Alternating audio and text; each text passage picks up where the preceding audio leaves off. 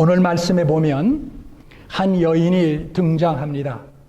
이 여인은 가나안 이방 여인이었고, 그리고 더욱더 불행스러운 것은 딸 하나가 있었는데 귀신이 들렸다라고 하고 있습니다. 귀신이 자그만치 든 것이 아니고 완전히 귀신에 사로잡혀서 정상적인 삶을 도저히 살 수 없는 그러한 지경에 이르렀던 여인인 것을 우리가 볼 수 있습니다. 이 귀신 들린 딸을 가진 가나안 여인이 예수님을 찾아와 자신을 불쌍히 여겨달라고 부탁을 하였습니다. 보통 때 같으면 예수님은 즉시 그 여인의 소원을 들어주셨을 것입니다. 그런데 그날은 달랐습니다. 예수님은 그 여인의 부르짖음에 대하여 한 말씀도 하지 않으셨습니다. 그 여인에게 어떻게 해 주셔야 되지 않겠느냐는 제자들의 이야기를 들으시고 예수님께서는 이렇게 이야기하셨습니다. 나는 이스라엘 집에 잃어버린 양 외에는 다른 데로 보내심을 받지 아니하였다. 그렇게 말씀하셨습니다. 그 여인이 가나안, 즉 이방 여인임을 드러내는 그런 말씀이었습니다. 그럼에도 불구하고 이 여인이 예수님에게 계속 부탁을 하자 예수님은 우리가 도저히 이해할 수 없는 그런 말씀을 또 하셨습니다. 그것은 자녀의 떡을 취하여 개들에게 던짐이 마땅치 아니하니라. 26절에 그렇게 되어 있죠. 자녀의 떡을 취해서 개들에게 던짐이 마땅치 아니하니라. 당시 유대인들은 이방 사람들을 개와 같이 취급하는 잘못된 풍조가 있었습니다. 그런데 예수님께서 바로 그와 같은 자세로 여인에게 모독을 준 것입니다.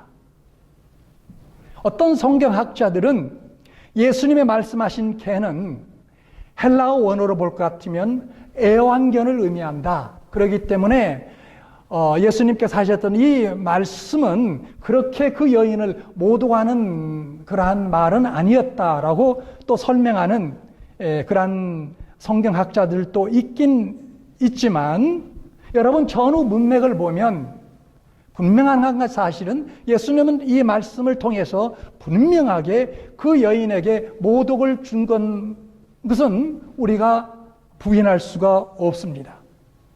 예수님께서 의도적으로 그 여인을 모독하고 계셨다라는 것을 우리는 부인할 수 없다라는 말씀입니다.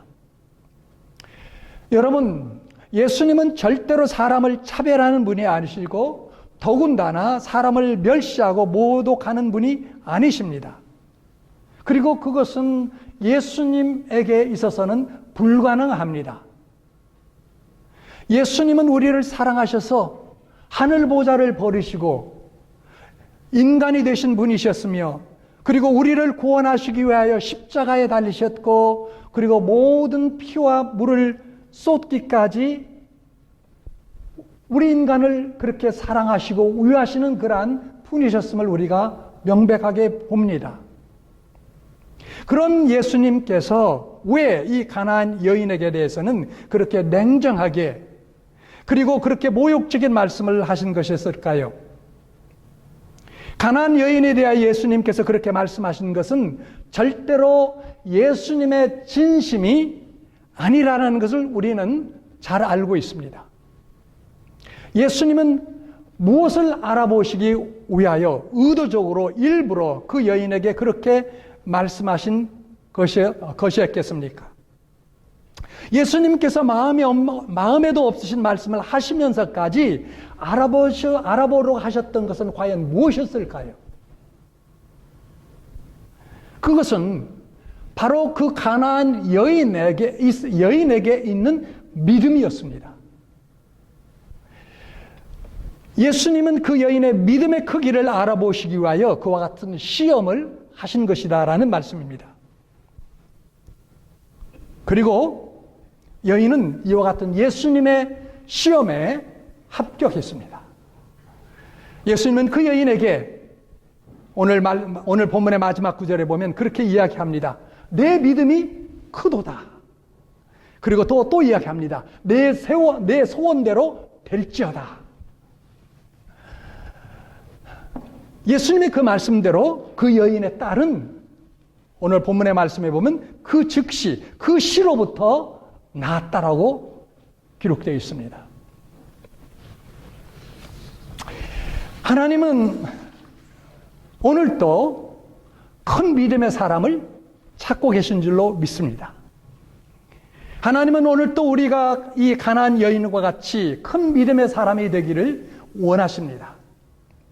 우리는 우리의 소원을 바로 이와 같이 예수님이 칭찬하실 큰 믿음의 사람이 되는 데 두고 살아야 될 줄로 또한 믿습니다. 사랑하는 여러분, 여러분들의 마음의 소원은 무엇입니까? 여러분들의 자녀를 향한 여러분들의 소원, 그리고 또 기도 제목은 과연 무엇입니까? 공부 잘하고, 출세하고, 성공하고, 좋은 사람 잘 만나서 결혼하고, 물질적으로 넉넉하고, 유명한 사람 되는 것이 바로 여러분들이 그들에게 향한, 자녀들을 향한 기도 제목이며 소원입니까? 그러한 소원이 잘못된 것은 아니나 믿는 사람이 그것뿐이라면 그것은 진실로 잘못된 것입니다. 우리 믿는 사람의 소원은 큰 믿음의 사람이 되는 것이야 될 줄로 믿습니다. 여러분, 교회에는 부유한 사람도 있어야 되고 출세한 사람도 있어야 하지만 무엇보다도 중요한 것은 믿음이 좋은 사람이 있어야 합니다. 믿음이 큰 사람이 있어야 된다라는 그런 말씀이죠. 사랑하는 여러분, 믿음에 있어서 욕심을 내시기를 바랍니다. 세상 것들에 대해서는 욕심 없는 가난한 마음이 좋지만 믿음과 의에 대해서는 욕심이 많아서 늘 줄이고 그리고 목말라하는 것이 좋습니다. 예수님은 그러한 사람을 의에 줄이고 목마른 사람이라고 하시면서 복 있는 사람이라고 마태복음 5장 산상보훈에서 말씀해주고 있습니다. 가나안 여인은 예수님에게 내 믿음이 크도다라는 칭찬과 인정을 받았습니다. 예수님은 그 가나안 여인의 어떤 면을 보시고 그렇게 칭찬하셨을까요? 그것을 찾아보면 큰 믿음의 사람이 되기 위하여 우리가 어떤 사람이 되어야 하는가를 알 수 있게 될 것입니다. 오늘 본문을 함께 상고하는 가운데 큰 믿음의 사람이 지니고 있었던 세 가지의 그러한 원리를 저는 여러분들과 함께 나누기를 원합니다. 이 가나안 여인이 가지고 있었던 큰 믿음의 그 요소들, 그것이 과연 무엇이었는지 세 가지를 여러분들과 함께 나누기를 원합니다. 우선 먼저 이 가나안 여인이 가지고 있었던 그 믿음의 중요한 특징은 바로 예수님만을 확신하는 믿음이었습니다. 가나안 여인의 가지고 있었던 큰 믿음은 바로 예수님만을 확신하는 믿음이었다라는 거예요. 여러분, 이 여인은 예수님만이 자신의 딸을 고칠 수 있다라고 믿었다라는 사실입니다. 그것을 어떻게 알 수 있느냐? 만일 예수님 외에도 이 가나안 여인이 자신의 딸을 고쳐줄 수 있는 사람이 있다고 믿었다면 예수님으로부터 그러한 모욕을 받고 그 자리에 계속 머물러 있을 수 있었겠습니까?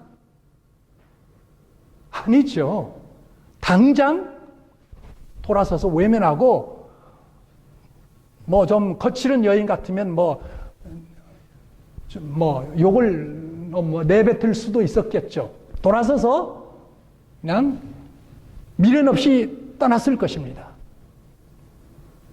이 여인이 예수님으로부터 모욕을 당하고 멸시를 받으면서도 예수님을 떠나지 아니하고 간구한 것은 무슨 이유 때문이었습니까?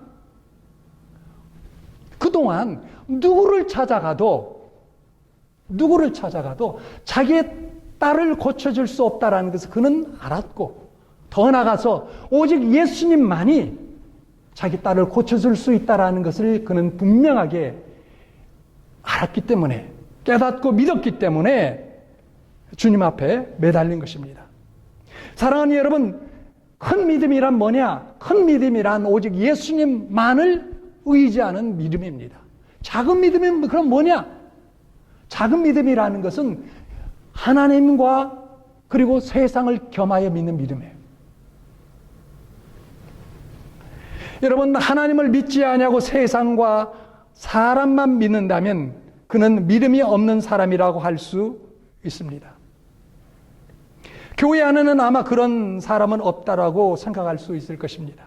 그러나 교회 안에서 예수를 믿는다고 하는 사람들의 대부분은 하나님과 세상을 겸하여 믿는 사람이라고 할 수 있습니다. 그런데 여러분 보십시오. 하나님과 세상을 겸하여 믿는 사람들의 문제가 있습니다.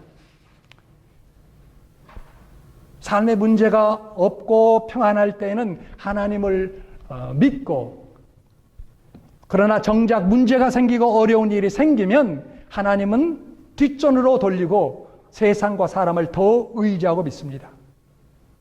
여러분, 그러므로 보십시오. 엄밀히 이야기하면 하나님을 믿는 모양은 있지만 실제로 하나님을 믿지 않는 것이라고 할 수 있습니다. 요즘에 제가 뭐 좀 건강이 그렇게 좋지 않고 또 나이도 있고 하니까 별 생각이 다 들어요.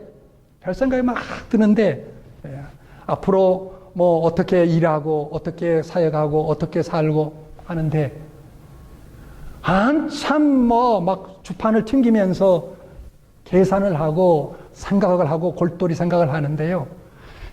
결론적으로 내가 딱 돌아와서 느끼는 게 뭐냐? 결론적으로 생각되는 게 뭐냐? 예수님은 없어요. 하나님은 없어요. 어떻게 하면 좀 나에게 도움이 될까? 어떻게 하면 좀 미래가 조금 더 좀 아름다워질 수 있을까?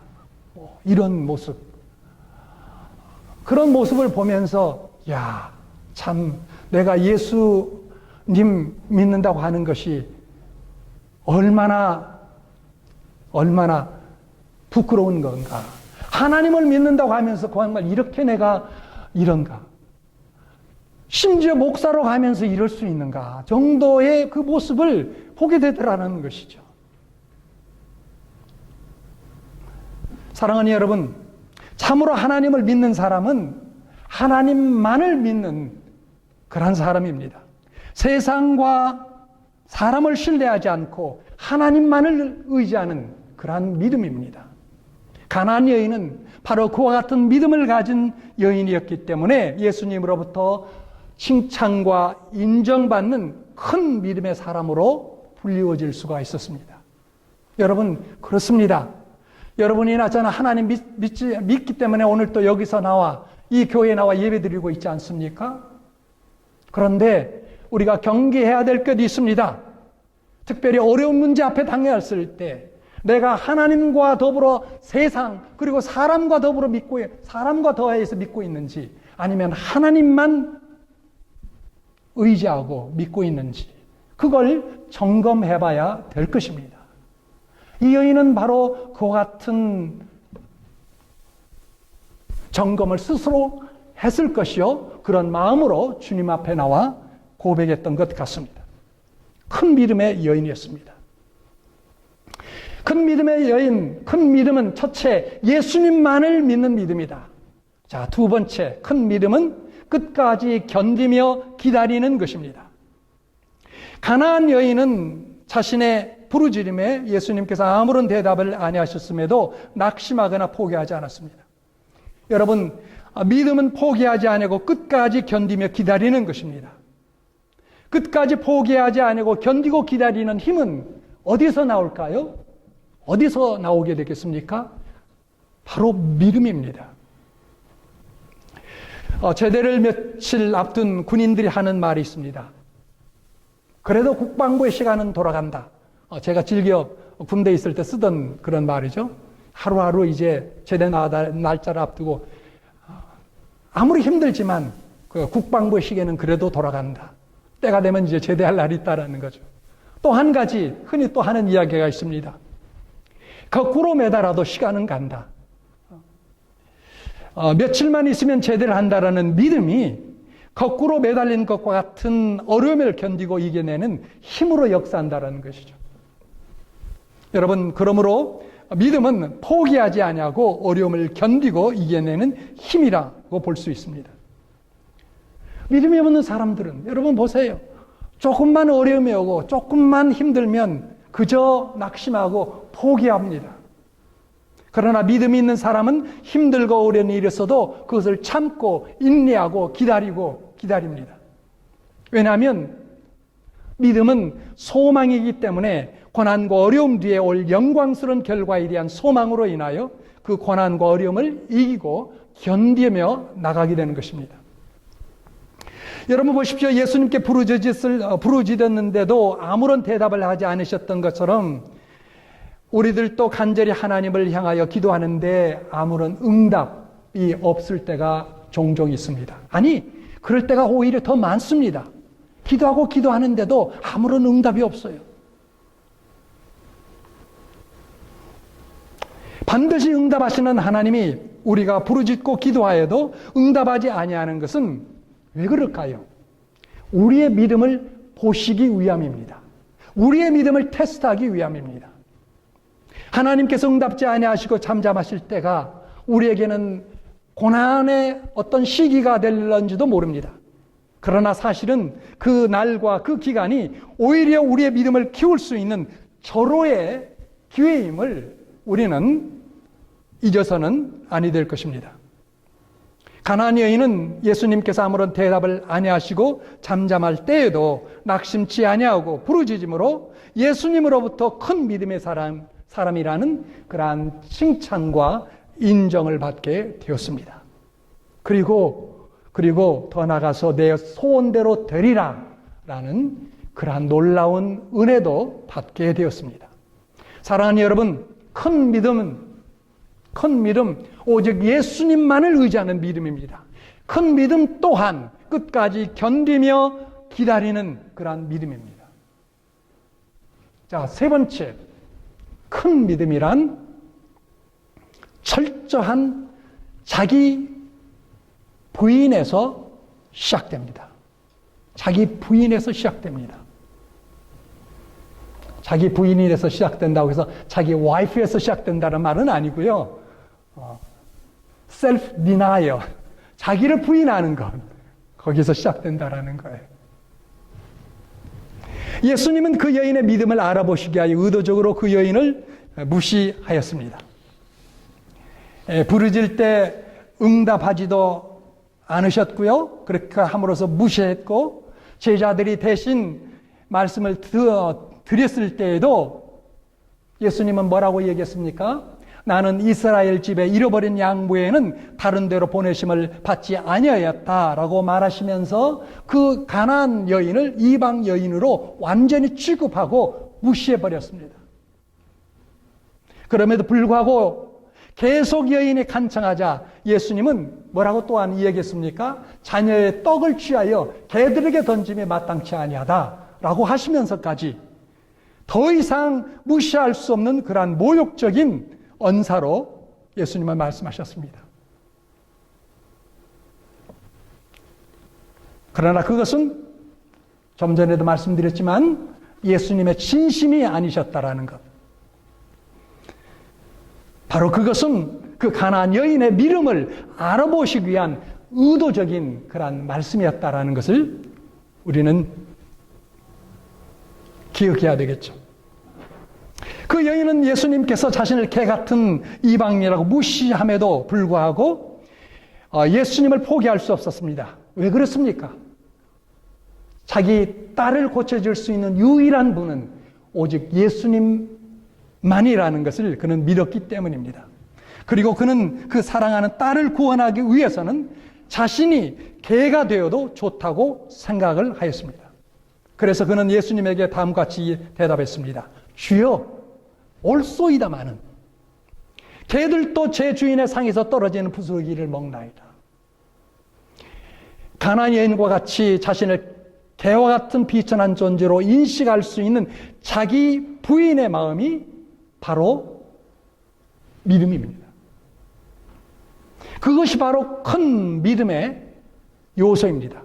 그것이 바로 큰 믿음을 일으킬 수 있는 중대한 요소다라는 것입니다. 마가복음 8장 34절의 말씀에 보면 주께서 이렇게 말씀하셨습니다. 아무든지 나를 따라오게든 자기를 부인하고 날마다 제 십자가를 지고 나를 따를 것이니라. 쫓을 것이니라. 라고 이야기합니다.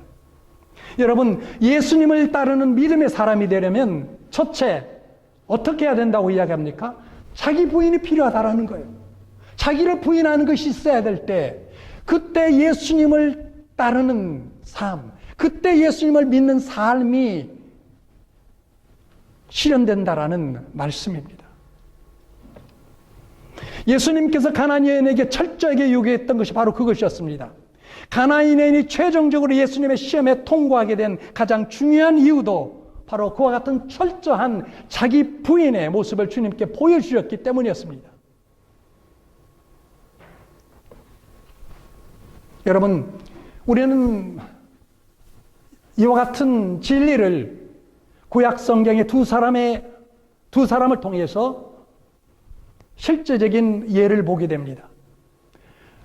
자기를 철저하게 부인했던 사람, 그를 통하여 하나님께서는 그의 믿음을 보시고 높이 세우셨고, 처음에는 믿음이 있는 것처럼 보였지만은 그러나 자기 부인을 거부하고 자기를 높임으로 말미암아 하나님으로부터 멀리 떨어졌고, 그리고 하나님으로부터 버림을 받아 비참한 삶으로 마감했던 사람을 보게 됩니다. 동시대의 사람, 같이 함께 살았던 사람, 누구겠습니까?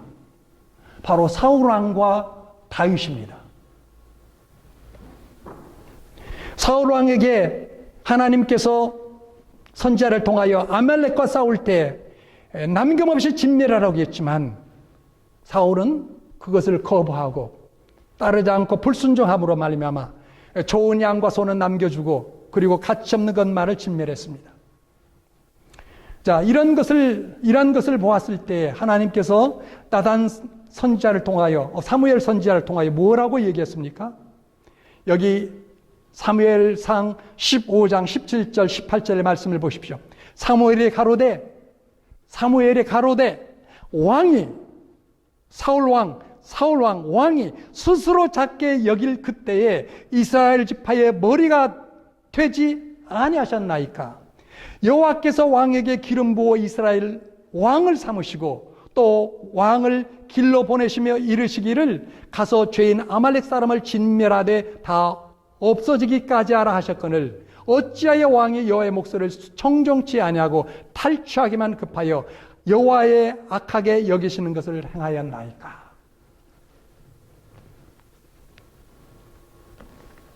왕이 스스로 작게 여기실 때에 이스라엘 지파의 머리가 되게 아니하셨나이까?